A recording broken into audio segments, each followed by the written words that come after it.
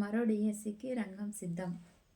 10,000 డిఎస్సితో 10,000 పోస్టులతో next month అంటే ఫిబ్రవరి 2వ వారంలో నోటిఫికేషన్ విడుదలయ్యే అవకాశం ఉందని మనకి ఆంధ్రప్రభ పేపర్లో వచ్చిందన్నమాట ఆర్టికల్.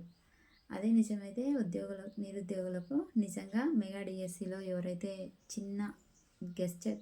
చిన్న పాయింట్తో మిస్ అయిన వాళ్ళకు పండగ అన్నమాట. ఎందుకంటే డిఎస్సి జరిగి కూడా పెద్దగా ఎక్కువ టైం తీసుకోలేదు కాబట్టి వెంటనే నోటిఫికేషన్ వచ్చిందంటే దాన్ని మనము ఒకసారి రివిజన్ చేస్తే సరిపోతుందన్నమాట.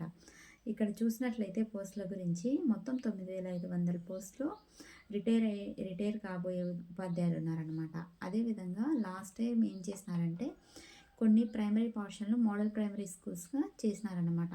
ఆ విధంగా చేయడం వల్ల ఖచ్చితంగా ఉపాధ్యాయుల సంఖ్య 1,100 మంది తక్కువ వచ్చింది. ఆ 1,100 మందిని ఈ 9,500 రెండు కలిపి మొత్తం 10,000 పోస్టులతో డిఎస్సి వదలాలి అనే యోచనలో ప్రభుత్వం ఉందన్నమాట.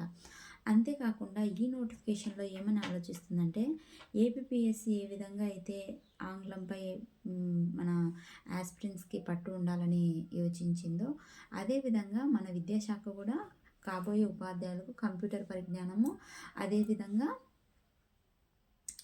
ఆంగ్లంపై పట్టు ఉండాలని వాటిపై కూడా ఒక పరీక్ష నిర్వహించాలి అని యోచిస్తుంది. ఇప్పటివరకు కేవలం సబ్జెక్ట్ పేపర్ల మీదనే ఫోకస్ ఉండేది మన డిఎస్సిలో. ఇప్పటి నుంచి ఇంగ్లీషు అదేవిధంగా కంప్యూటర్ పరిజ్ఞానంపై కూడా ఎగ్జామ్ పెట్టాలి అని ఆలోచిస్తుంది అన్నమాట. ఎనీవే ఏదేమైనా మనం మంచిగా అనుకోవాలి. పాజిటివ్ ఒక వైబ్రేషన్స్తో సానుకూల దృక్పథంతో మన ప్రిపరేషన్ అనేది ముందడుగు వేయాలి. All the best new aspirants.